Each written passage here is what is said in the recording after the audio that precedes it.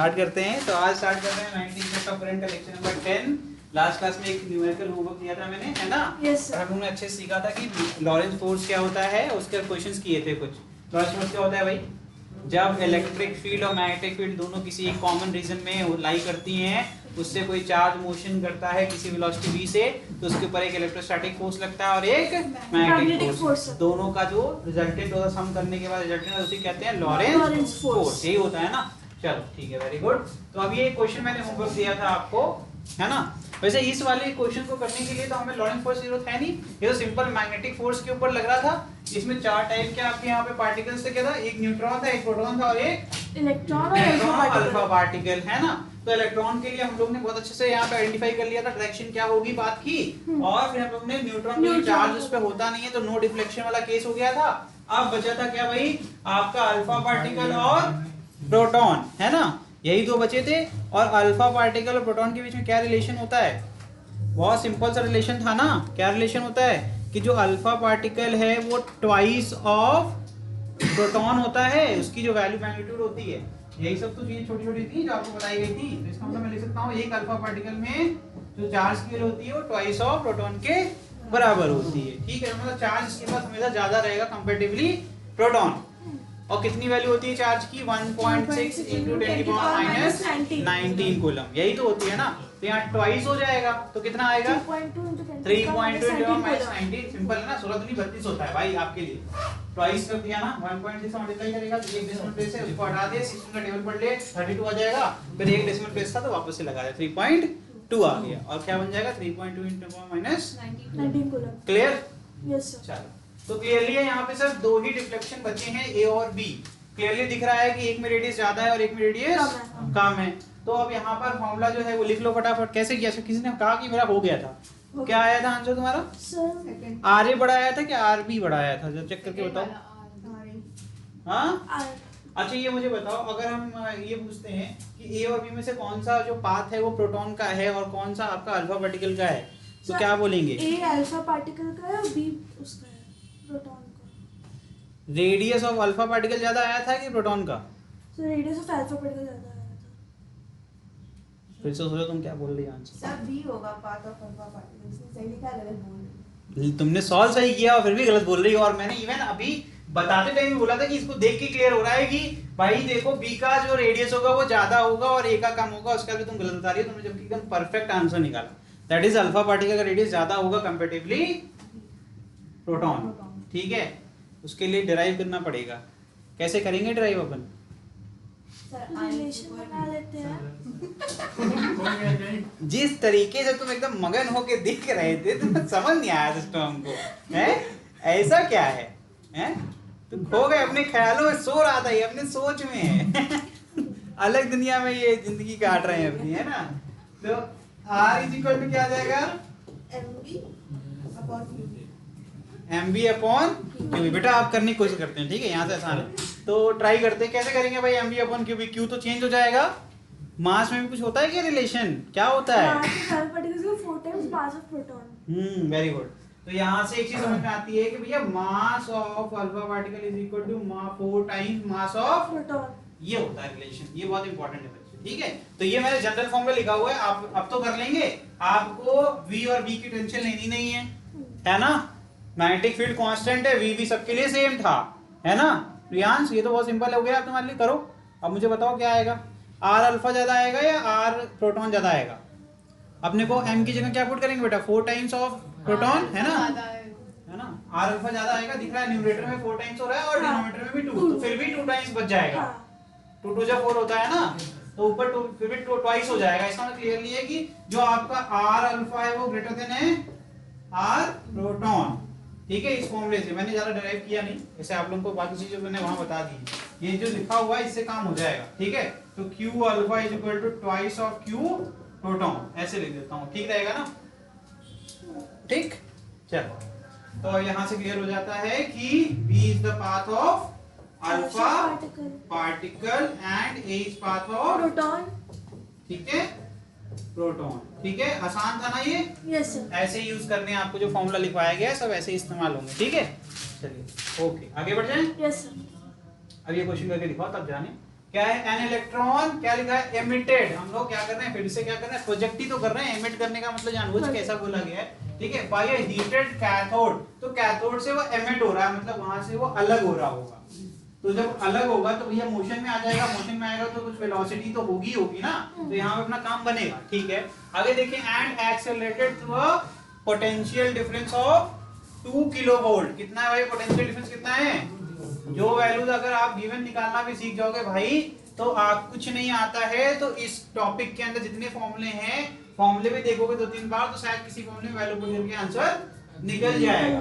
तो at least question से given निकालने का एटीट्यूड रखिए कि मुझे कुछ नहीं आता है तो मैं गिवन निकालूंगा, ठीक है। आगे इंटर्स रीजन, कहां इंटर कर रहा है, पहले ही सिखा दिया, एमिट वर्ड का मतलब कुछ वेलोसिटी होगी, मोशन में है, ठीक। उसके बाद आगे क्या कह रहे हैं, पोटेंशियल डिफरेंस जिसके कारण उसको एक्सेलरेट किया, ठीक, वो कितना है, पोटेंशियल डिफरेंस ध्यान से सोचोगे तो पोटेंशियल क्या होता है भैया, सर प्लस और माइनस टर्मिनल होता है, उसके बीच में चार्ज मोशन करता है, यानी कि करंट, करंट हो गया ना, तो करंट हो गया, इसका मतलब सर यहाँ पे इलेक्ट्रिक फील्ड सेटअप होगी प्लस से माइनस, है ना। तो पोटेंशियल के बहाने तुमको काफी कुछ बताने की कोशिश कर रहे हैं, अब तुम सोचोगे तो शायद तुम्हें आंसर मिलने लगेगा। विद यूनिफॉर्म मैग्नेटिक फील्ड कितना है भाई, 0.5 टेस्ला। तो बी की वैल्यू कितनी है, 0. टेस्ला।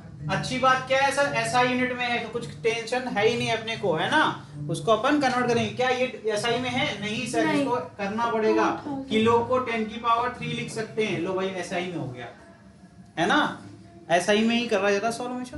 उसका क्या है, determine the radius of the trajectory of the electron if the field is, पहला क्या है, transfer to its initial velocity. Transfer का मतलब क्या सिखाया था, परपेंडिकुलर, परपेंडिकुलर मतलब v is perpendicular to b, v is perpendicular to b। बहुत अच्छे से सिखा दिया है, अभी पीछे पढ़ के भी आए हो भैया, सर्कुलर पाथ को ही फॉलो करेगा, क्यों, क्योंकि अभी पीछे पढ़ा था जब अपन किसी भी चार्ज को इंसर्ट करते थे यूनिफॉर्म मैग्नेटिक फील्ड के अंदर, डायरेक्शन क्या होती थी, परपेंडिकुलर टू द फील्ड, तो हमेशा वो सर्कुलर पाथ को फॉलो करता था। सेम कंडीशंस आ गई, तो पहला वाला क्वेश्चन तो आसान है। दूसरे वाले में क्या कर दिया, अब कह रहे हैं मेक्स, मतलब वेलोसिटी जो है वो मैग्नेटिक फील्ड के साथ कितना डिग्री का एंगल बनाता है। तो यहाँ पर अगर जिसको कुछ नहीं आता है, अगर वो ऐसे सोचेगा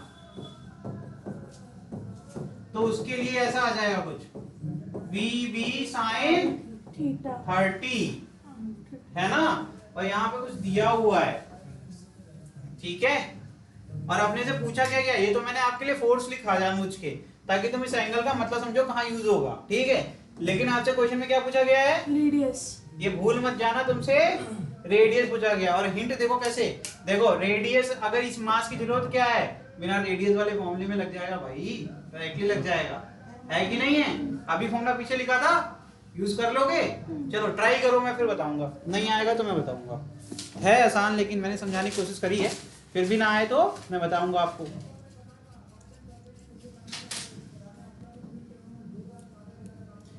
सबसे पहला हडल क्या है, सबसे पहला हडल ये है सर, वेलोसिटी नहीं पता है, यही है ना दिक्कत। सबसे पहला हडल क्या है, पहले ही सेंटेंस समझ में आता है कि सर एमिट तो हो गया, लेकिन इसके पहले जितने केसेस पढ़े सब में वेलोसिटी पता थी, इसमें नहीं पता है। तो सर आपने एक शीट बनवाई थी, उसमें 4, 5, 6 फॉर्मूले बताए थे, सबका रिलेशन सिखाया था, उससे फॉर्मूला निकल जाएगा।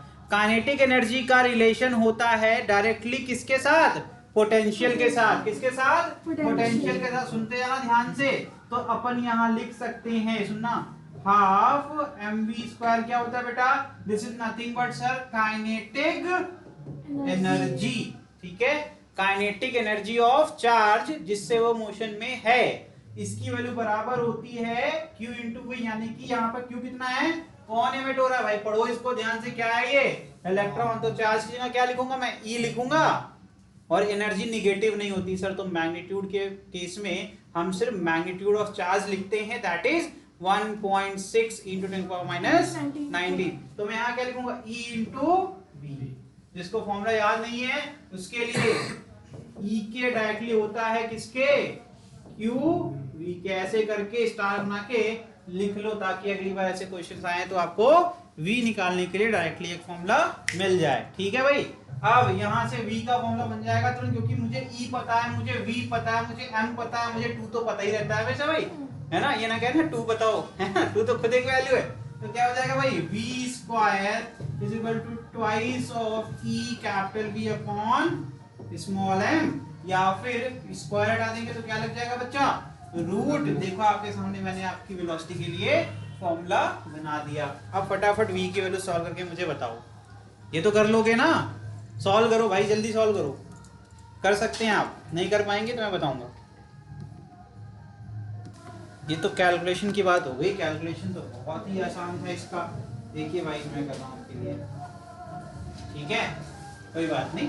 देखो 2 into 1.6 into 10 to the power -90, फिर क्या है भाई 2 into 10 to the power divided by mass कितना है 9 इंटू 10 टू द पावर -31, पहले ही कट गया -9, है ना। तो कितना बचेगा नीचे, 31 में से 19 घटाओगे तो कितना आएगा 12, -12 भी तो आएगा। इसमें भी तुम लोग कॉन्फिडेंस नहीं है, गलत बात है भाई, ठीक है। अब 10 की पावर +3 है ऑलरेडी ऊपर, ठीक, करो फटाफट उसको। 9 को तो नहीं डिवाइड कर सकते सर, लेकिन बाहर तो निकाल सकते हैं ना, तो जो चीज कर सकते हैं वो करिए। 16 है सर, यहाँ पर एक चीज हो सकती है सर, यहाँ पर 16/10 लिख सकते हैं, जिससे कि 16 भी बाहर चला जाएगा, 4 बन के नहीं चला जाएगा। सबसे पहले रूट वाली प्रॉब्लम सॉल्व की जाती है ना, 10 की पावर तो कभी प्रॉब्लम रही ही नहीं है आज तक। तो देखो क्या करेंगे, कैसे सिंपल तरीके से किया जाता है। आप लोग चीजों को कॉम्प्लिकेट कर लेते हो बच्चों, इसीलिए नहीं कर पाते हो, ऐसा कोई डिफिकल्ट नहीं होता, ठीक है। देखना अभी कैसे चुटकियों में सॉल्व हो जाए। जो भी डिवीजन मल्टीप्लिकेशन करना हो ना, वो रूट के बाहर करो, जितना डिवाइड करना है सब कुछ रूट के बाहर करना, ठीक है। एक पेयर मुझे दिख रहा है 2 का, तो मैं 2 बाहर ले सकता हूँ। फिर मुझे 16 दिख रहा है, तो मैं 1.6 मुझे 16 दिख रहा है हमेशा, क्योंकि 1.6 हट जाएगा 16 बन जाएगा तो 4 बाहर चला जाएगा, ये सब मेरे काम आएगा ना। तो मैंने कहा भाई ये आ गया तेरा 2 बाहर, और क्या आ गया 4 बाहर, अंदर क्या बचेगा, चलो अंदर वाली चीज भी देख लेते हैं। नीचे 9 था तो मैंने कहा चल भाई 3 बाहर चला जाएगा, है ना। अब देखते ना क्या होगा, तो ऊपर कितना बचेगा सर 10 की पावर 3, देखो कुछ है बचा इसमें, 10 की पावर 3 बचा, और नीचे क्या बचा भाई 10 की पावर बताओ -12 और इंटू 1 10, तो ये लो भाई यहाँ से बचा पावर 2, ठीक है भाई। अब देखो ये क्या आ जाएगा 2 इंटू 4 कौन थी रूट, अभी वो 10 तो बाहर ले सकता हूँ लेकिन मैं लूंगा नहीं, पहले इसको लूंगा।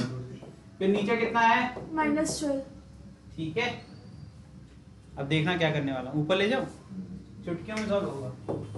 ये 8/3 और ये जाएगा बेटा सुनना 10 की पावर, तुम कहोगे 14, मैं कहूँगा ऐसे लिखूंगा मैं 7 की पावर 2, जिससे कि 10 की पावर 7 बाहर आ जाएगा। काम ही खत्म हो गया यार, इतनी मेहनत क्यों करते हो तुम लोग, है ना। उसका क्या अलग से पैसा मिलता है, काम हो गया। ये क्या हो गया, मीटर पर सेकंड वेलोसिटी निकाल लेते ना, यस सर। क्यों करना है इसको कट पेट। जब आखिरी में जब सॉल्व करेंगे तो वैल्यू पुट करेंगे तो कहीं ना कहीं तो एडजस्ट हो ही सकता है ना। तो ये देखो कितना सिंपल था, ठीक है। चलिए अब आगे बढ़ते हैं। अब ये आपका पहला क्या है, अब आपको मैंने v दे दिया, और मैंने पहले केस में बोला हुआ है कि v is perpendicular to v। तुमसे क्या कह रहे हैं, r निकालो। क्या फॉर्मूला है, mv अपॉन qb। तो mv अपॉन q की जगह क्या जाएगा e, और b की वैल्यू तो पता ही है, वैल्यू पुट कर दो बच्चों। अब इससे आसान नहीं कर सकता मैं, तो यहाँ क्या है 9 into 10 to the power -31 into 8/3। देखो यहाँ 3 बैलेंस हुआ कि नहीं हुआ, कट Yes, पिट sir. करते रहोगे तुम लोग 10 दिन तक, है ना। क्या मिलेगा, कुछ मिलेगा, कोई मतलब नहीं है बच्चा। Keep it simple. e की वैल्यू तो सबको पता है, मैं इसको 16/10 लिखना पसंद करता हूँ, जिससे कि मुझे फायदा मिल जाता है। फायदा क्या मिलता है, 10 ऊपर चला जाएगा और मेरा जो है सिंप्लीफिकेशन आसान हो जाएगा। b कितना है 0.15 बोलोगे, मैं कहूँगा 15/100। जब डेसिमल से डर लगे डेसिमल को ही हटा दो, ठीक है। और डिनोमिनेटर का डिनोमिनेटर कहाँ चला जाएगा, सब ऊपर जाएगा, क्या बन के जाएगा 10 की पावर 3, ठीक है। और 10 की पावर 3 और यहाँ +7 है, कितना बन जाएगा 10 की पावर +10, ठीक है। देखते जाना ध्यान से। तो बचा क्या यहाँ पर सर 3 था और 10 की पावर -31 था और यहाँ जाएगा 10 की पावर +10 और नीचे आ जाएगा 16 × 15 × 10 to the power -19। इससे मैंने यहाँ हटा दिया, बचा क्या -12। फिर मैंने कहा कि भाई 3 5 जा 3। सही। हाँ एक 8 है, माफ करना, गलती हो गई, गलती से मिस्टेक हो गई, भारी मिस्टेक हो गया सर, है ना, भारी मिस्टेक हो गया। देखो ये भी हो गया, 2 5 जा 10 होता है, इधर देखो, और एक 10 यहाँ से हटा दो, अच्छा 9। आंसर कितना आ गया 10 to the power 9 × 10 to the power -12। अरे ये तो आ गया 10 की पावर -2। मेरा 10 to the 7 आया। अभी देखने दो, सही किया मैंने, कितना बड़ा डफर हो गया हूँ, -3 आएगा ना। 9 है ना भाई, 10 थोड़े ना है, ये -3 आएगा ना, बस हो गया तुम्हारा आंसर 10 की पावर -3 मीटर। तो इसको अगर हमें किसी यूनिट में लिखना है जहां पर ये डेसिमल में लिख सको या किसी और चीज में, क्या लिखोगे 1 मिलीमीटर। 1 मिलीमीटर में कितना मीटर होता है 10 की पावर -3, ठीक है। तो ये आंसर कितना आ गया तुम्हारा 1। ये दोनों आंसर सही है, ठीक है। Yes sir. समझ में आया कि नहीं, कितना आसान था। बी वाला सॉल्व करते हैं। अब क्या हो जाएगा, आर की वैल्यू, फिर से फॉर्मूला तो वही लिखेंगे, लेकिन अब v की वैल्यू और m की वैल्यू सब कुछ ध्यान से देखना। और यहाँ पर क्या जाएगा, v के साथ क्या जाएगा, साइन थीटा आएगा कि नहीं आएगा, तो v नहीं जाएगा सर, यहाँ v साइन थीटा आ जाएगा। यही फॉर्मूले में चेंज होता है ना। हाँ बोलो बोलो। हाँ लिख सकती हो, अभी तो मैंने फॉर्मूला लिखा है ना बेटा, रुको जरा सब्र करो, है ना। ये कितना था, इतनी जल्दीबाजी क्यों करनी। फिर sin 30 और डिवीजन में क्या आ जाएगा, फिर से वही 1.6। अब जगह नहीं थी इसलिए मैंने इसे 1.6 लिख दिया, नहीं तो मैं फिर से वही 16 ही लिखता। फिर b कितना बेटा 0.15 लिख दूंगा, ठीक है। यहाँ मैं 15 to the power -2 लिख दूं क्या, अगर चाहो तो लिख सकते हो, ठीक है। फिर से वही सेम तरीका अब, लेकिन इस बार आंसर आप बताओगे, इस बार मैं आंसर नहीं बताऊंगा, मैंने पढ़ ले लिया। sin 30 कितना होता है 1/2। अब क्यों सॉल्व कर रहे हो, काहे अपना दिमाग खराब कर रहे हो, बाकी सब तो सेम है, बस sin 30 से मल्टीप्लाई करना है। तो इसको सॉल्व करके कितना आया था, 1 ही तो आया था, 1 मिलीमीटर आया था, तो 1 × 1/2 कर देंगे और आगे मिलीमीटर लगा देंगे। भैया 1 मिलीमीटर आया था, अब 0.5 आ जाएगा। काहे इतनी मैथ करते हो भाई तुम लोग, हैं, मतलब लेबरी करनी है, मिस्त्री नहीं बनना, है ना। दिमाग चलाओ, दिमाग के साथ साथ करोगे चीजें आसान लगने लगेगी, ठीक है ना आसान। तुमने ध्यान ही नहीं दिया, अरे सब कुछ तो सेम ही था, ध्यान से देखे होते mv/e भी तो सेम ही था, इसकी वैल्यू उठा के यहीं से पुट कर देते, काहे लिए करोगे, टाइम क्यों वेस्ट करोगे। और तुम्हें पता है नीट में कई बच्चे ऐसे कंप्लेन करते हैं कि सर क्वेश्चन बहुत लेंदी था, वहां पे भी यही गलती करते हैं वो लेंदी नहीं होता है, उसमें जानते हैं 2-3 केसेस मिला देते हैं और एक केस से वो चीज बार-बार वैल्यू पुट करनी है, लेकिन वो बार-बार सॉल्व करेंगे, कहेंगे बहुत लेंदी था। लेंदी छोड़ना था भाई, तो तुम्हारे दिमाग को उलझाया गया, ठीक है। चलो तो पहले का आंसर कितना आ गया 1 मिलीमीटर और दूसरे का आंसर कितना आ गया, बस ये इसका आंसर, ठीक है। चलो नेक्स्ट ये करो, a particle of mass m charge q is projected into a region having a perpendicular, अब उसको चाहूं तो मैं ट्रांसफर भी लिख दूंगा, ठीक है। Uniform magnetic field of width कितनी है भाई d, ठीक।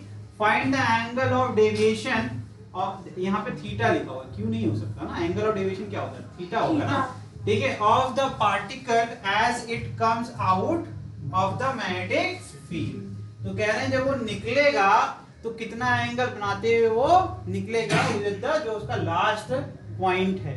तो यहाँ से क्या बनाएंगे, एक एक्स एक्सिस बनाएंगे, वहां से एंगल लिखेंगे, एंगल ऑफ डेविएशन होता है, ठीक है।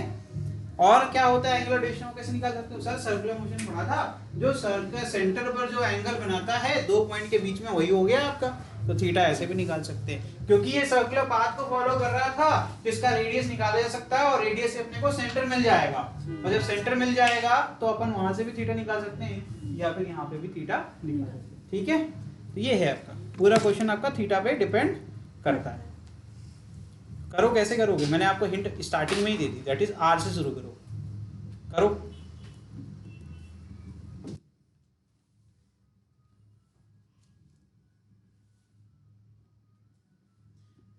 फिगर समझा दूं? फिगर समझ में आ गया? पहले इतना पीछे बैठते रे, तुझे वैसे ही बहुत दिक्कतें हैं। जिंदगी में कठिनाइयों का सामना करना होता है, छुपना नहीं होता। अगर आप छुपने लगेंगे तो समझ लीजिए कि आप उस चीज से कभी जीत नहीं पाने वाले हैं। जैसे तुम्हें कोई अगर डराता है, एक चलो ये सीख दे देते हैं, भले तुम रखो चाहे ना रखो, चाहे एक कान सुनो एक कान से निकाल दो, एक सीख आ गई अब दिमाग में तो बता देते हैं। एक सीख ये होती है ना कि जैसे कोई पहलवान आता है क्लास में पहली बार, तो क्या करता है, तो सबसे कमजोर उसको ढूंढता है। क्यों ढूंढता है? बीच वाले क्यों नहीं ढूंढता? वो कमजोर को पकड़ लेता है और उसको डोमिनेट करने की कोशिश करता है। और इससे होगा क्या? कमजोर वाला अगर तुरंत ऐसे अपने शेल में जाएगा और बैठ जाएगा। ठीक है, कैटेगरी होती है। अब उससे क्या होगा, बीच वाले जो हैं, जो लड़ सकते थे, उनमें दिमागी दबाव आ गया। वो कहेंगे इससे तो अपन लड़ेंगे ही नहीं। और तुम लोग को पता नहीं है, सबसे बड़ा ट्रीटमेंट साइकोलॉजिकल ट्रीटमेंट होता है। आदमी को अगर विश्वास दिला दो बहुत हेल्दी है, उसको विश्वास दिला तुम बीमार हो, वो खत्म हो जाएगा। हाँ, अगर आप बात सुनो मेरी, एक हाथी को कभी देखा है कितना शांत होता है ना? और शेर देखो उससे कितना छोटा होता है, लेकिन आता दहाड़ता वो लो भागा जो पूंछ दबा के, है ना? क्यों? साइकोलॉजिकली तो है, उसको पता ही नहीं है कि उसकी कैपेबिलिटीज क्या है। एक लात रख दे, बेटा गिरने की बात ही नहीं है, एक लात रख दे मात्र और वो जो है शेर महाराज खत्म हो जाएंगे। लेकिन साइकोलॉजिकली उसको ऐसे बनाया गया है कि उसके दिमाग में अगर देखो, वो महावत क्या करते हैं, कभी नोटिस किया है? उसके सर पे मारते हैं, वो ऐसे ही दब जाता है। लेकिन जो दंगल का राजा क्यों बनाया गया? किसको? शेर को? क्योंकि उसकी दिमागी शक्ति बहुत तेज होती है, वो डोमिनेट करता है चीजों को। हर चीज जो है बल से नहीं जीती जाती। जैसे कहते हैं, कहावत है कि भैंस बड़ी की दिमाग, तो कुछ लोग कहते हैं भैंस। वही बात हो गई, तुम अकल को हम दिमाग कहेंगे। समझ गया कि नहीं समझ गए? तो जैसे तुम फिजिक्स से 90% बच्चे क्या होता है, यही होता है नॉर्मली, पहले से ही हवा बना रखा है कि बहुत डिफिकल्ट है, तो तुमने किताब नहीं खोली, उसके पहले ही डिसाइड हो गया कि ये तुम्हें नहीं आता। तो तुम किताब खोल के भी देखोगे, तुम्हें लगेगा ये नहीं आता। हर बार थॉट प्रोसेस चलेगा नहीं आता, और जब नहीं सुनते रहोगे तो हाँ कहां से निकलेगा भैया? समझ रहे हो ना प्रॉब्लम क्या है? तुम लोग प्रॉब्लम ये, यहाँ क्या जादू थोड़ा ना होता है। हम रीड करते हैं, वही फॉर्मूला तुम्हारे पास होता है जो तुम्हें पहले बताया जाता है, बस सडनली तुम्हें आ जाता है। होता क्या है कि तुम्हें वही थॉट प्रोसेस में लगने लगता है कि नहीं अब मुझे जो है समझ में आ रहा है। इतनी जल्दी मोटिवेट होने वाला भी बेकार होता, अवलापन होता है ये देखो सुनो, मैंने एक चीज बोल दी, एक्साइटमेंट में कोई काम मत करो। एक्साइटमेंट बस यार देखो, हम बोले ना तो थोड़ा ध्यान रखो, क्योंकि हम माइंड कर जाएंगे तो दिक्कत होगी। ठीक है, वैसे कमेंट करो, कमेंट्री चलती रहती है, अच्छा लगता है। नहीं अभी वो मोटिवेट हो गया ना, अब ये प्रॉब्लम ये भी सिखा देते, ये भी एक बहुत इंपॉर्टेंट चीज है। कभी कभी हम एक्साइटमेंट में कोई चीज करने लगते हैं तो एक्साइटमेंट बड़ा नुकसानदेह होता है, क्योंकि जोश जो है वो कुछ क्षण भर होता है। हाँ, लेकिन अगर तुम उस चीज को कुछ सीख गए, उससे मेमोराइज कर लिए तुमने, कोई गलती अपनी सुधार करने के लिए, और उसके प्रति आपने कोई प्लान बना लिया, तो वो पक्का आपको वो चीज मोटिवेट नहीं करेगी, वो आपको सुधार देगी। डिफरेंस होता है। अब तुम एक्साइटेड हो गए, इससे कुछ नहीं होगा। जैसे उस दिन हुए थे सर, जब मुझे आपको मोटिवेट नहीं, मुझे मोटिवेशन पसंद नहीं। कोई देखता है मैं खुद बेकार है, मोटिवेशन नहीं चाहिए। आपको सही गलत का अंतर पता होना चाहिए। भाई डिसाइड आप करो, भैया 18 साल के हो गए हो, अब तो खुद ही डिसाइड करो ना। मेरा काम बस ये है कि सही और गलत सही समय बता दें, उसके बाद तुम्हें उसके बारे में सोचना है, खुद सुधार करो। अब जैसे सहनवाज हैं, अब नहीं पढ़ रहे थे फिजिक्स, नहीं पढ़ रहे, अभी पढ़ रहे हैं, नहीं पढ़ रहे, अब मेरा काम है सही टाइम पे इसको टोक देना, भाई देखो पढ़ लो काम हो जाएगा। ठीक, अब उसके बाद नहीं पढ़ेंगे तो बहुत बड़े होने के बाद बार बार बोलना, फिर गाली दे देंगे किसी ने हमको, तो हम क्या करेंगे, है ना? कहेंगे अरे हमको ना बोलो कुछ, क्या करेंगे? इसीलिए थोड़ा थोड़ा समझाते रहो बस। ठीक है, समझ गए गुरु? तो पीछे बैठ रहे हो, छुप रहे हो, दिख रहा है यहाँ से, यहाँ खड़े होने से फायदा क्या होता है ना, ये तो मत बोलो यार, इतनी जगह है, ये इतनी जगह है, देखो इतनी बड़ी बड़ी आपकी टेबल बन रखी है। हमारा इसमें क्या है बेटा, कितने हो तुम लोग, दिखता रहता है। यहाँ खड़े होने से ना तुम लोग का थोबड़ा दिख जाता है, कौन पढ़ रहा है, कौन क्या कर रहा है, समझ रहे हो ना। चलो तो आर का फॉर्मूला क्या होता है, mv/qb। यहां से तुमने क्या निकाला, जल्दी करो, बताओ बताओ कैसे करोगे। फिगर नहीं समझ आया। सबसे पहले तो फिगर समझ नहीं आया मैडम को, बहुत यही मैं समझाने जा रहा था शायद, है ना। बहुत अच्छी बात है, तुमने टोक दिया। एक मिनट रुको, देखें ऑनलाइन का क्या हाल है भाई। हाँ ठीक है, देखो हुआ क्या, फिगर में आपने जब पढ़ा था तो आपको जो मिला था डायग्राम वो इस प्रकार का था। यहाँ पर आपका आई थिंक डॉट है, क्रॉस था। चलो मैं क्रॉस के लिए बता देता हूँ, उससे क्या फर्क पड़ेगा। हमने डॉट के लिए पढ़ाया था, उससे कोई फर्क नहीं पड़ता। अगर आपने अच्छे से राइट हैंड थंब रूल को पढ़ लिया है या फिर स्क्रोल को पढ़ लिया है तो उससे फर्क नहीं पड़ता है बी अंदर है या बी बाहर है। आपको अच्छे से पता है कि सर बी बाहर होगा तो इधर जाएगा, दैट इज एंटी क्लॉकवाइज या क्लॉकवाइज, क्लॉकवाइज, है ना। और बी अगर अंदर तरफ रहेगा तो फिर ये एंटी क्लॉकवाइज करेगा, सिंपल था। तो अब इसमें क्या किया गया, बस ये चीज को ऐसे 90 डिग्री का फ्लिप कर दिया गया, क्लॉकवाइज एंगल में आपको फ्लिप कर दिया गया।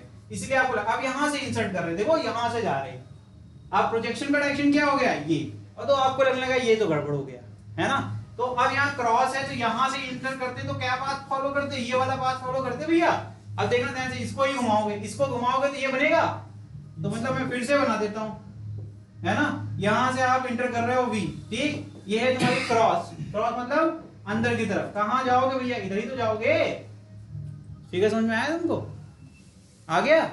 सेम डायग्राम बनाऊंगा। अब बात ये है कि ये इसकी विड्थ कितनी है, डी, डी विड्थ को ऐसे कर दिया, क्यों, सही कहा, ऐसे ही तो होगी विड्थ, है ना। ये हो गई तेरी विड्थ, और इस बार कैसी विड्थ थी, ये विड्थ ऐसे थी, ठीक है। तो डायग्राम को जब समझोगे तो ये रोटेशन करके तुम्हें परेशानी आएगी नहीं। तुम्हें ध्यान देना है कि एंगल कितना बन रहा है वी और बी के बीच में, और रटोगे नहीं तो फायदा क्या होगा, वी और बी का जब एंगल मिल जाएगा तो कुछ नहीं करोगे भैया। ये रही एक पेन जो अंदर जा रही और ये रहा मेरा वी, ठीक। अपने कंफर्टेबल के साथ मैंने इसको ऐसे कर लिया, कोई दिक्कत नहीं। फिर मैंने इसको यहाँ से बंद किया, उंगली बंद किया, मुझे पता चल गया कहाँ जा रहा भैया। देखो यहाँ पे ध्यान से क्या हो सकता है, अगर मैं स्क्रू को ऐसे घुमाऊंगा तो टाइट होगा, ऐसे करूंगा तो लूज हो जाएगा। ठीक। अब यहाँ पर ये क्या हो रहा है, ये ऊपर की तरफ बन रहा है। जब मैंने पहले अपना फोर्स निकाला जो कि बाहर आ रहा था, जैसे मैंने वापस से प्लेन के ऊपर रखा तो मुझे दिख गया ये तो ऊपर की तरफ फोर्स लगेगा, ऊपर लगेगा, जिसका मतलब है ये कहाँ जाके मिलेगा, सेंटर पे। तो कुछ रेडियस आर मान लिया मैंने, स्टार्टिंग पॉइंट मान लिया और एंडिंग पे मान लिया, दोनों को जोड़ दिया। सिंपल था कि नहीं। तो यहाँ से कितना फायदा हो गया, देखो देखते हैं ना, पाइथागोरस से सॉल्व कर देंगे हम इसको भी। अभी मैं इसको पाइथागोरस से सॉल्व कर दूंगा। ये रहा मेरा सेंटर, मैंने इस पॉइंट पे निकाला था बल, ये मेरा v था और ये मेरा क्या निकल गया, f। किसकी लाइन पे रहेगा, हमेशा रेडियस वाली लाइन पर पाया जाएगा, हमने सिखाया था ये बात। तो चलो कंसेप्ट ही कंसेप्ट है तुम्हारे पास, ठीक है। एक और ट्रिक अभी मैंने बोली, तुम ध्यान नहीं दिया। मैंने ट्रिक क्या बोली कि फोर्स हमेशा रेडियस वाली लाइन पर पाया जाएगा। कितना फायदा हो गया, हमें स्क्रू करना ही नहीं है, स्क्रू करना ही नहीं है। आपको बस ये देखना है कि जा किधर रहे हैं, क्लॉकवाइज या एंटी क्लॉकवाइज। जैसे ही मिल जाएगा अपन सेंटर बनाएंगे और उधर उसी डायरेक्शन में फोर्स को दिखा देंगे। एक और चीज है, कई बार आपको ये मौका मिला समझने का, लेकिन आप ये ट्रिक देख नहीं पाए। मैंने कैसे ये चीज बनाई, ये mv²/r बोला था मैंने, सेंट्रीपिटल फोर्स की जगह पर मैग्नेटिक फोर्स आ जाता है, ये सेंटेंस बोला। डिस्क्लेमर यही लगा लेते कि सेंट्रीपिटल हमेशा सेंटर की तरफ, सेंट्रीपिटल हमेशा सेंटर की तरफ, हमें फोर्स निकालने की टेंशन लेनी। सेंट्रीपिटल मतलब हमेशा सेंटर की तरफ बना देंगे, काम ही खत्म हो गई। एक्यूरेसी 100%, कभी गलत हो ही नहीं सकता। बस ध्यान क्या देना है कि सर डायरेक्शन ऑफ मोशन ढूंढना है ना। बस ध्यान देना है कि गलत नहीं होना चाहिए, अगर ये गलत हो गया तो मामला गड़बड़ हो जाएगा, ठीक है। तो अगर ट्रिक यूज करनी है तो बस ये ध्यान रखना कि ये आपको पता होना चाहिए किधर जाना है। चलो अब हो गया काम। अब देखो सेंटर में आती है, कितनी दूरी होती है भैया, सर ये तो रेडियस है। मैंने कहा भाई ये आखिरी पॉइंट है जहां तक फील्ड की प्रोबेबिलिटी है, ठीक है। तो मैंने कहा ये भाई ये हो गई आखिरी, मैंने खींच दी। कितना है भाई, डी। यहां से यहां तक की दूरी कितनी है, डी। क्या ये परपेंडिकुलर डिस्टेंस है विद दिस आर वाली लाइन, यस सर, है ना, वेरी गुड। तो मैंने कहा ये r के बराबर तो नहीं हो सकता, ये r से कम होगी, ठीक है। मैंने कहा इसका नामकरण कर देते हैं ओ, इसको मैंने a बोल दिया, कोई दिक्कत। No sir. अब इस पॉइंट से निकलेंगे सर, ये तो हमेशा ऐसे इस तरफ दिखेगा, वैसे हमें इससे तो कोई खास मतलब नहीं है। मुझे तो सिर्फ और सिर्फ चेक करना है क्या, इस पॉइंट की दूरी कितनी होगी, ये मुझे अच्छे से पता है सर। यहाँ से यहाँ सर्कल बन रहा है, ये भी रेडियस होगा, कोई दिक्कत। No sir. काम देखो तुम्हारा 1 सेकंड में होने वाला है। अब मुझे क्या निकालना था सर, थीटा। क्वेश्चन क्या बोल रहा है, फिर से पढ़ो, एंगल ऑफ डेविएशन। बेटा वर्ड याद करवा रहा हूं, डेविएशन, ठीक है। डेविएशन मतलब कहा जाता है कितना डेविएट हुआ अपने पाथ से, ठीक है, कितना डिग्री एंगल बनाया उसने लास्ट पोजीशन से। तो ये रही तुम्हारी, अगर देखोगे तो यहाँ पर भी एंगल कितना बनेगा, थीटा। ठीक है भाई। चलो, और ये अगर किसी को नहीं आया तो पूछ लोगे कि lines and angles 9th class का चैप्टर है, उसमें पढ़ाया जाता है कि एंगल कैसे बनता है। किसी को ना आए तो बोल देना। ये कितना भाई 90, कितना ये 90, ये कितना बनेगा 90 माइनस थीटा। थीटा।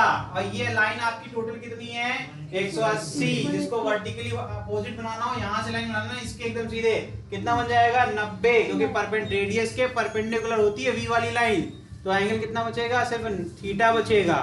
कितना बचेगा थीटा, और थीटा इधर से वर्टिकली अपोजिट कर लोगे, यहाँ मिल जाएगा तुम्हें थीटा। बहुत सिंपल चीजें हैं लेकिन बहुत काम की हैं। कभी नोटिस ही नहीं किया तुम लोगों ने, हर क्लास में, हर चाहे कुछ भी पढ़ा रहा हूँ, कभी नोटिस नहीं किया, 9वीं 10वीं में बहुत इस्तेमाल करता हूँ, हर क्लास से कैलकुलेशन है, कभी नोटिस ही नहीं किया तुम लोगों ने। चाहे कुछ भी कर लो, मेरी कितनी वीडियो उठा के देख लो, तुम्हें समझ में आना चाहिए। तुमने जो मिस कर दिया बेसिक्स, वही बेसिक उठा के मरोड़ के हम इस्तेमाल करते हैं तुम्हारे सामने, तुम्हें समझ में नहीं आता।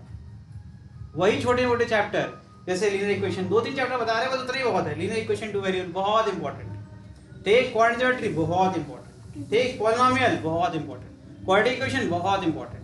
फिर आपका क्या आ गया, ये lines and angle 9th class बहुत इंपॉर्टेंट। बस इतना ही तो करने। और अगर तुम्हें पुरानी किताब मिल जाए, नई वाली में तो कुछ नहीं है, आपको मेंसुरेशन का अगर मिल जाए जिसमें फ्रस्टम ऑफ कोन भी हो, बहुत इंपॉर्टेंट, बस इतना काफी है। और ये सब मैंने बेसिक मैथड में पढ़ा दिया। मैंने बेसिक मैथ में क्या पढ़ाया, यही तो पढ़ाया था, तुम नोटिस ही नहीं किया। तो बेसिक मैथ अच्छा कर लो, इससे पता चलता है कि तुम सब बेसिक मैथड वीडियो को अच्छे से नहीं पढ़ते हो, और तुम्हें विश्वास नहीं होगा तुम्हारी जितनी स्पीड डाउन है फिजिक्स में, जिसके से तुम भागते हो फिजिक्स से, वो सब इस क्लास की परेशानी है ही नहीं। तो मैं कहता हूँ ना बार बार कि बेसिक मैथ की वीडियो बार बार पढ़ो, तुम सुनते ही नहीं। तो सुन लोगे तो ये सब तुम भी कर लोगे जो हम कर रहे हैं। आप नोटिस करो एफबीडी में क्या लगा, लाइंस एंड एंगल। एफबीडी बना रहे थे, हर बार कहाँ फंस रहे तुम लोग, थीटा नहीं मिल रहा था, कंपोनेंट रिजॉल्व ही नहीं कर पा रहे हो। क्यों नहीं कर पा रहे हो, थीटा ही नहीं देख पा रहे हो, ठीक है। थीटा क्यों नहीं देख पा रहे हो, क्योंकि लाइंस एंगल नहीं पता। दो जेड बना के समझा रहे, अल्टरनेट इंटीग्रल कहाँ पढ़ा था, 9th वाले बच्चे बता देंगे। दो पहले लाइन को कोई तीसरी लाइन कट करती है, ट्रांसफर रे कहा जाता है, वो क्या बनाएगी, इंटीरियर एंगल बनाएगी। इंटीरियर मतलब क्या होता है, दोनों लाइन के बीच वाला जो भी एंगल उसको इंटीरियर कहा जाता है। फिर करेस्पॉन्डिंग एंगल बोल देंगे तो भी नहीं समझ पाओगे। तो ये सब बेटा फिजिक्स तो आप लोग इतना बदनाम करके बैठे हो, फिजिक्स की प्रॉब्लम ही नहीं है। प्रॉब्लम तुमने 9वीं 10वीं नहीं पढ़ी और पाप हमारे ऊपर चढ़ा रहे हो कि सर फिजिक्स नहीं आती है, कहाँ से आएगी, ठीक है। तो अभी सवाल देखो एकदम अब खत्म होने वाला है, इसलिए तो टाइम ले लिए, क्योंकि आप जो लगाएंगे वो लगाएंगे फिर से पाइथागोरस। हम लोग 12th पढ़ ही नहीं रहे हैं। अब देखो फिर से पाइथागोरस खत्म, क्योंकि अभी खत्म हो गया। यहां से दिखाते हैं तुमको कैसे बनेगा। ये हो गया तेरा परपेंडिकुलर लाइन, क्या हो गया ये, और इसकी वैल्यू गिवन है, तुम्हें पता ही नहीं है गिवन है, d width of the magnetic field, और तुम्हें हाइपोटेनस भी गिवन है, बेस नहीं गिवन है, मुझे जरूरत ही नहीं है, मुझे थीटा चाहिए था ना भाई, sin थीटा बराबर परपेंडिकुलर अपॉन। तो इसका मतलब है आंसर आने वाला है भाई। तो यहां सीधे लिखेंगे sin थीटा बराबर what, d upon r। r कहां से निकलेगा, पुट कर देंगे, थीटा क्या होगा, theta is equal to nothing but sin inverse d by r। Upon, इतना ही करना है। नहीं, इतना करने के लिए बाकी चीजें भी पता होनी चाहिए, ठीक है, ठीक है। ये इसका आंसर है। आर की वैल्यू पुट कर लोगे ना, M V upon Q B करके, क्यू बी ऊपर आ जाएगा, हाँ तो ये आ जाएगा very good. Theta is equal to sine inverse Q B D upon M V, यही इसका आंसर है। बिकॉज कोई वैल्यू तो मैंने दी नहीं आपको, तो ये कहीं ना कहीं आपको एक फॉर्मूला बनाने के लिए मैंने ये दिया था, ठीक है। ये डेरिवेशन टाइप का मैंने करा दिया, ठीक। Yes, ऐसे क्वेश्चंस आएंगे एग्जाम में, 1 सेकंड ना लगाना, चुपचाप वैल्यू उठा के यहाँ पुट कर देना और आपको एंगल और डेविएशन मिल जाएगा। बहुत किया जाएगा आपके साथ, तो बस ये डायरेक्शन ऑफ सर्कल जो है इसको उठा के यू बना देंगे, उससे कुछ नहीं होने वाला है, आंसर तब भी ऐसे ही निकलेगा, ठीक है। तो ये डराने के लिए होगा, आपके लिए फॉर्मूला तैयार है, ठीक। चलो आगे बढ़ जाएं। Yes sir. चलो, मतलब आज भगवान का कोई भजन ही नहीं बजा, हम तो कब से सुनने की कोशिश कर रहे हैं। ये कौन कौन से गाने, मतलब ये अपने शौक पूरे कर रहे हैं, जो भी है मंदिर में बैठे हुए हैं ना, ये अपने शौक पूरे करते हैं। लग रहा है उनके जानने वाली आसपास कहीं रहती है। तो यहाँ से आवाज उस तक पहुंचाने की कोशिश करते हैं। Current carrying conductor in magnetic field, भगवान ने ऐसे लोगों के लिए अलग जगह बना रखी है क्या हमारे नाम पे जो है।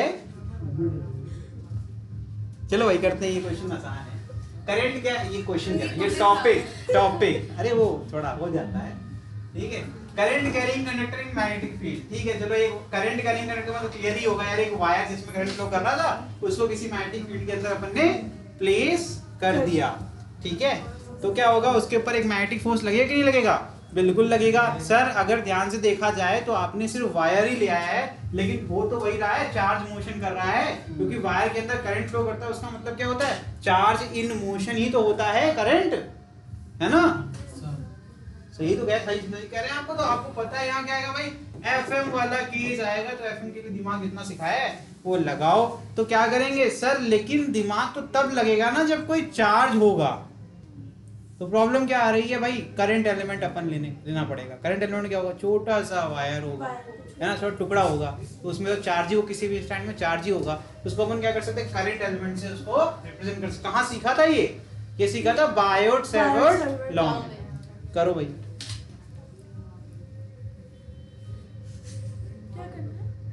इस पे ध्यान दे लो बेटा, तुम उस पे ही ध्यान दे, हम भी तो पढ़ा रहे हैं। देखो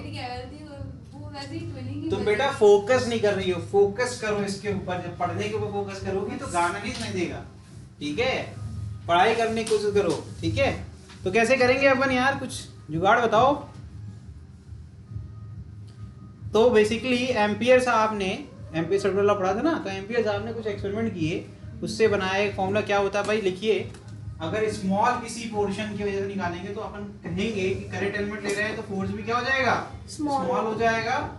लिखिए, तो आई तो स्केलर क्वांटिटी है, तो वो किसको रिप्लेस करेगा, क्यू को रिप्लेस करेगा, और v की जगह आपके आ जाएगा भाई dl vector cross b vector, ठीक है। लिख डाली फटाफट। तो फिर से जो अपन v क्रॉस b करते थे, जैसा डायरेक्शन ऑफ फोर्स निकालते थे, वैसे यहाँ पे भी कर सकते हैं। अगर हमें b का डायरेक्शन, और देखो यहाँ क्या है, ये dl का डायरेक्शन, तो आपको ये चीज भूल गए होगे शायद बायोट लॉ में ऐसे होता था, एक पॉइंट होता था, है ना।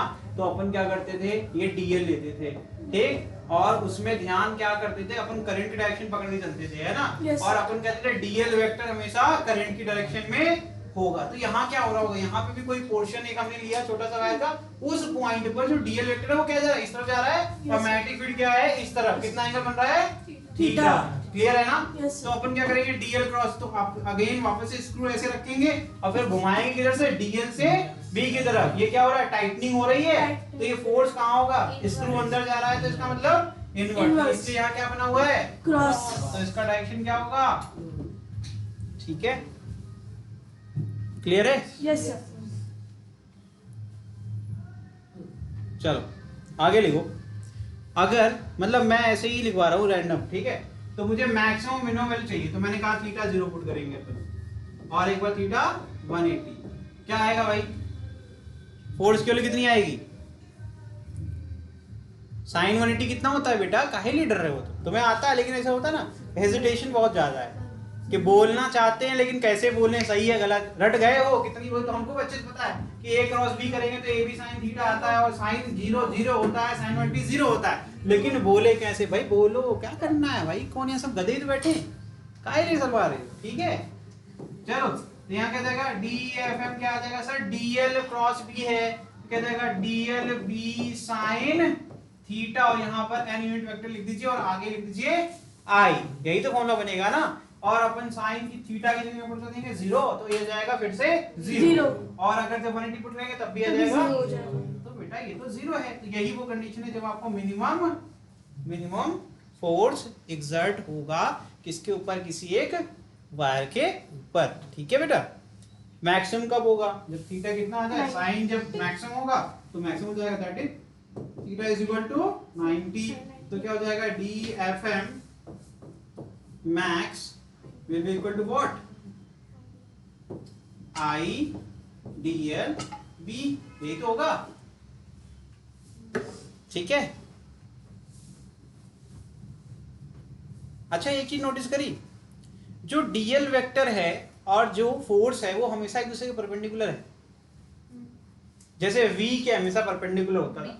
अच्छा एक चीज तो बहुत अच्छी चीज सीखी हुई है, ये अगेन बेसिक मैथमेटिक्स, दो वेक्टर क्वांटिटी का जब क्रॉस प्रोडक्ट करते हैं, दो वेक्टर क्वांटिटी का जब क्रॉस प्रोडक्ट करते हैं तो रिजल्टेंट हमेशा दोनों वेक्टर के परपेंडिकुलर होता है। मतलब अगर ए क्रॉस बी कर रहे हैं तो ए के भी परपेंडिकुलर रहेगा और बी के भी तो अपने को तो बी तो फिक्स है भाई, बी में तो कुछ कर नहीं सकते, तो खेल कहाँ है भाई, डीएल के साथ खेल है। क्यों? क्योंकि डीएल तो भैया ऐसे जैसे जैसे वायर का कर्व चेंज होगा वैसे वैसे चेंज होगा, स्ट्रेट वायर केस में तो नहीं चेंज होगा, लेकिन ऐसे टेढ़े मेढ़े वायर में तो होगा ना भाई। तो ऐसा कुछ पढ़े जिससे परमानेंट सोल्यूशन हो जाए, तो अपन कहेंगे कि डीएल वेक्टर जो भी होगा, जिस प्लेन में भी होगा, उस प्लेन के तो परपेंडिकुलर ही फोर्स लगने वाला है, चाहे वो अंदर जाए चाहे बाहर जाए, इस स्क्रीन के तो परपेंडिकुलर ही रहेगा ना। इसका मतलब अपन कह सकते हैं कि DFM हमेशा परपेंडिकुलर रहेगा डीएल वेक्टर के। ये तो लिख ही सकते हैं ना, ऐसा कोई लॉजिक पढ़ें जो हमेशा काम आए। और मैग्नेटिक फील्ड तो बच ही नहीं सकती है सर, वो तो परमानेंट है, तो DFM किसके परपेंडिकुलर रहेगा, है ना। लिख डालो फटाफट, और आगे ऑलवेज लिख लेना ब्रैकेट में, ऑलवेज, ये हमेशा सत्य रहेगा। चलिए ठीक है, तो टोटल फोर्स की तो बात ही नहीं करी है ना, DFM पढ़ रहे हैं, पूरा फोर्स भी चाहिए तो क्या करना पड़ेगा, इंटीग्रेशन करना पड़ेगा।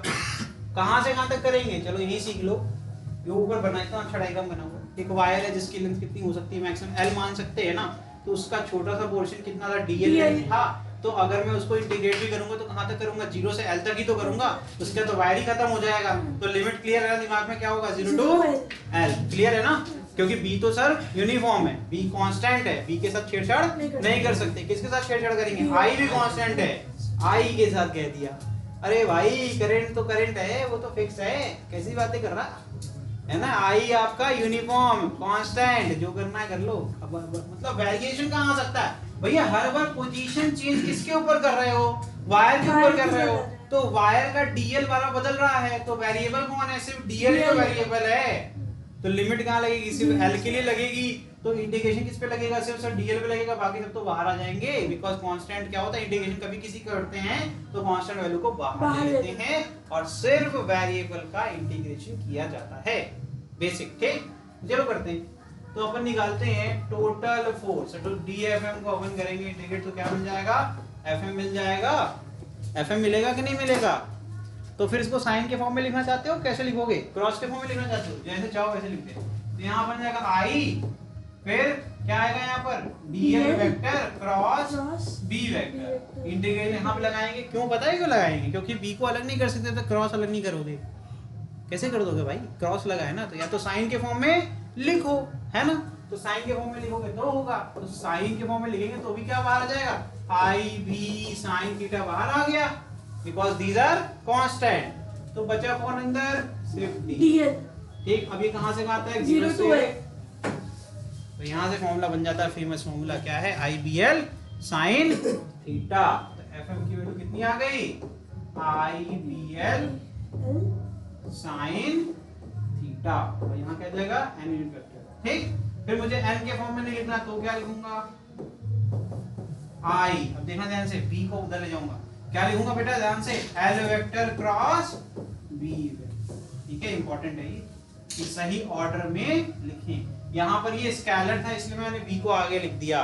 चलो तुम लोग कंफ्यूज ना हो, इसलिए मैं क्या करूंगा पता है, मैं L को पहले लिखूंगा, LB sin थीटा, उससे क्या फर्क पड़ेगा। ठीक है, अब फिर से जिसको समझ नहीं आया अभी पूछ लो, कोई दिक्कत नहीं है। किसी को अगर ये लिमिट नहीं समझ में आई तो बेटा जिसको कुछ नहीं आता है उसके लिए किसी भी आप क्या लिखा, ये डेरिवेटिव का है ना, रेट है, जिस रेट को इंटीग्रेट कर दोगे क्या मिल जाएगा, x मिल जाएगा। तो यहाँ dl था तो क्या मिल जाएगा, l मिल जाएगा। अब वो बात अलग है ये इंडेफिनिट में, लेकिन लिमिट लगा दी मैंने तो पता क्या आ जाएगा, स्क्वायर ब्रैकेट 0 टू x, यहाँ पे क्या है 0 टू l, तो यहाँ पर 0 टू l, वो बात अलग है, ये वैल्यू दोनों सेम है, लेकिन फिर भी पुट करेंगे, पहले क्या करते हैं फाइनल वैल्यू पुट करते हैं, बाद में इनिशियल। अब l माइनस 0 क्या होता है, l, इसीलिए आंसर यहाँ पे डायरेक्टली मैंने l लिख दिया। ठीक है, जिसको नहीं आता उसके लिए क्या हो गया, पेन गिर गया, उसने समझ सब सर मेरा पेन गिर गया तो हंसने की क्या बात है। जैसे गिरा वो आपने भी। चलो कोई बात नहीं, ठीक है, डन, आगे बढ़ जाएं। यस सर करो करो करो करो।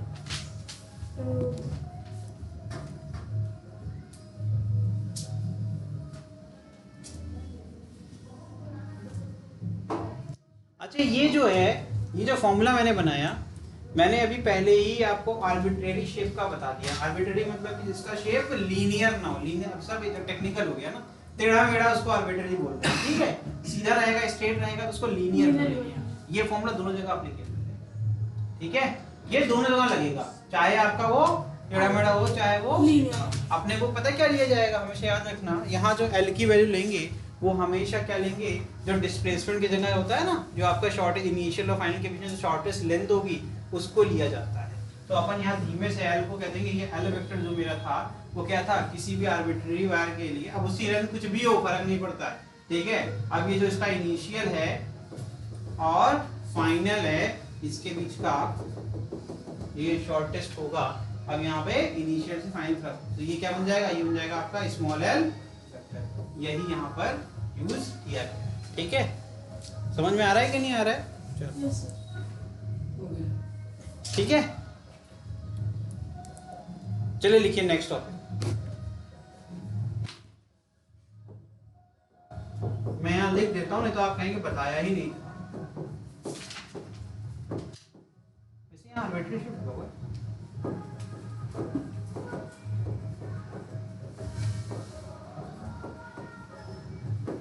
डॉक्यूमेंटेशन के लिए बोल रहे हैं, बाकी तो आपने लिखवा दिया, ठीक है। चलो अब जरा एक अच्छा सा क्वेश्चन करते हैं। क्वेश्चन क्या ऐसे ही पूछते हैं, देखते हैं आप लोग बता पाते हैं, बता देना चाहिए वैसे आप लोगों को, उम्मीद है, देखते हैं क्या करते हैं, ठीक है। ये बात बता दी बेटा मैंने, तो इसको लिखने की कोई जरूरत नहीं है, ये भी बता दिया मैंने, ठीक है। ये पढ़ते हैं, ये दोनों चीजें मैंने पहले ही लिख के बता दी हैं, कोई ये नहीं कहेगा कि नहीं बताई भाई, ठीक है। क्या होता ना, नहीं पता नहीं रहता, कहते हैं सर छोड़ दिया। ये देखो क्या है भाई, ये सवाल की तरह समझो इसको, magnetic force between two parallel current carrying conductor, ये जो डायरेक्शन आ रहा है ये आपको प्रूफ करनी है मेरे सामने कि ऐसा क्यों हो रहा है। नोट्स तो बना लेना, ठीक है, एकदम सही लिखा हुआ है, लेकिन ये तुम्हें बताना है कैसे, क्योंकि अभी मैंने आपको स्क्रू टाइटनिंग वाली चीजें अच्छे से बताई थी, तो मैं वही चाहता हूं कि आप इस्तेमाल करिए और मुझे बताइए कि अट्रैक्शन होगा या नहीं होगा, ये आप प्रूफ करिए तुरंत, अभी सामने मेरे करके दिखाइए। यार अभी तो हुई थी, अभी गाना वाना बज रहा था, तब मैंने शायद रिकॉर्डिंग पॉज करी थी, काफी इंपॉर्टेंट और अच्छी चीज मिस हो गई रिकॉर्डिंग में। वो गाना बज रहा था तो हमने कुछ सवाल आप मुझे पूछा था, उस टाइम मैंने सोचा गाना चला जाएगा, इसलिए उसको रिकॉर्डिंग पॉज कर दी। आई थिंक ये लास्ट टॉपिक से, इसी टॉपिक से हुआ होगा, ये सब तो मैंने बता दिया था रिकॉर्डिंग के अंदर ही, ठीक है। मैं फिर भी दिखा देता हूँ रिकॉर्डिंग के लिए। इसमें मैंने आपको कैसे कहा था कि फोर्स कैसे निकालते हैं किसी करंट कैरिंग कंडक्टर के ऊपर, तो डीएफएम की वैल्यू आ गई थी I L cross B. L क्या थी, जो आपकी इनिशियल और फाइनल पॉइंट लेंथ जो होता है किसी आर्बिट्रेरी टेढ़े मेढ़े वायर के लिए, तो आप क्या करेंगे, यहाँ से एक वेक्टर लेंगे, या फिर आप कह सकते हैं जो उसकी शॉर्टेस्ट लेंथ होगी, और वहां पर उसका जाएगा, उसी कहते हैं एल वेक्टर, ठीक। यहाँ पर एल वेक्टर वो होता है, ठीक। और उसके बाद अपन ये सीख रहे थे, तो इसमें हम लोगों ने काफी कुछ सीखा है वैसे तो, बस यहाँ पे रिकॉर्डिंग में ये बोल देते हैं आपके लिए कि जो कॉज होता है फोर्स का वो हमेशा दूसरा वाला वायर होता है, ठीक है। तो अगर अपन I2 पे फोर्स निकालना चाहते हैं तो उसका मैग्नेटिक फील्ड कॉज क्या होगा, I1 होगा। तो मैग्नेटिक फील्ड कितनी लेंगे, B1 लेंगे। इसी प्रकार से I1 पे क्या लेंगे, B2 फील्ड लेंगे, ठीक ठीक ठीक है। बस इतनी सी बात इंपॉर्टेंट है, बाकी चीजें आप कर सकते हो। फिर अपन लोग ने ये वैल्यू निकाली है, ठीक। चलें आगे बढ़ जाएं, ठीक, चलो करो जल्दी करो बेटा नोट। फिर इसके बाद अगर इनका रेशियो निकालना चाहते हैं या टोटल फोर्स निकालेंगे तो कैसे निकालेंगे, अगर किसी ने तुमसे कह दिया फोर्स पर यूनिट लेंथ निकालो, तो क्या करोगे, पूरी लेंथ से डिवाइड कर दोगे, है ना। तो अगर इस केस में देखा जाए तो कितना आ जाएगा भाई, dF21 upon dl is equal to what, B1I2। इसी प्रकार से यहाँ जाएगा dF12 अपॉन dl क्या जाएगा, B2I1, ठीक है। इतना सिंपल है ये।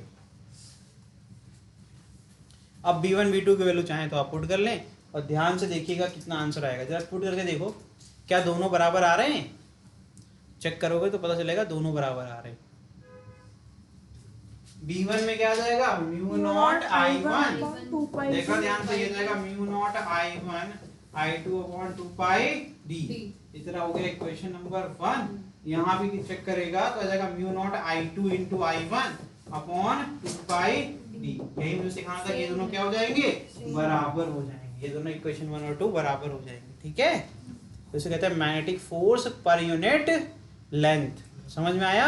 और इसको डिनोट किया जाता है स्मॉल f से। कैसे डिनोट करेंगे? स्मॉल f से। नेक्स्ट कर दें क्या? Yes sir. चलो लिखो भाई, magnetic force per unit length. कितना टाइम हो गया भैया? 7-2, कोई बात नहीं। ठीक है, ये क्या हो जाएगा स्मॉल f से डिनोट करते हैं इसको। इसकी वैल्यू कितनी आ जाएगी? अभी तो निकाले हो पीछे। ठीक है, v not I1 I2 upon mu naught I1 I2 upon 2 pi D, ये इसका फॉर्मूला है। ठीक है, क्वेश्चंस में खेलने के लिए आपके साथ ऐसा करा जाता है, वहां जानबूझ के दिए रहेगा और वहां आप गड़बड़ हो जाओगे। ठीक है, और इसकी यूनिट क्या होगी? न्यूटन पर मीटर। क्या हो जाएगी? न्यूटन पर मीटर। अगर किसी ने तुमसे सीजीएस में कह दिया तो, अगर किसी ने तुमसे सीजीएस में कह दिया तो क्या होगा? डाइन चाहिए और सेंटीमीटर। तो लिखिए फॉर्मूला उसके लिए, लिखिए लिखिए लिखिए। स्मॉल f बराबर हो जाएगा म्यू नॉट I1 माफ कर 2 ट्वाइस ऑफ, ये वैल्यू कट जाएगी, twice of I1 I2 upon, actually ये हुआ क्या, तुम लोग कहोगे कि सर कैसे कर दे रहे हो। सुनो सुनो बता रहे हैं, हम जानते हैं ना, तुम पूछोगे इससे पहले बता रहे। ये होता है मिनट होता है 4 पाई 10 पावर -7। अब उसको भी तो सीरीज में कन्वर्ट करोगे, जब करोगे पाई तो वैसे ही हट जाएगा, 2 2 4 होता है, ये जाएगा 2 I1 I2 अपॉन D। जो पावर है वो कैंसिल आउट हो जाएगी। ठीक है, इसकी यूनिट क्या हो जाएगी? डाइन पर। बेटा हम जान रहे हैं कौन कब सीखने वाला है। ठीक है, तो क्वेश्चन में अब एक लास्ट यही बताऊंगा, फिर छोड़ दूंगा, परेशान मत हो। क्वेश्चन में कभी कभी जानबूझ के स्मॉल f दिया रहता है और आप जल्दीबाजी में गिवन निकालते हैं। देखो ये पन्ना बचा रही है, पता नहीं क्या इधर उधर, देखो इनकी ये नदी बह रही, इसी के आगे बैठा। देखो ये सबको दुनिया को दिखना चाहिए ना, ये नदी बह रही, इधर लिख रहे हैं, यहाँ से ऐसे कट लगा रहे हैं, इतना यहाँ जगह बचा रहे हैं। भाई सारा बचा लेगा, दिमाग भी बच जाएगा तेरा।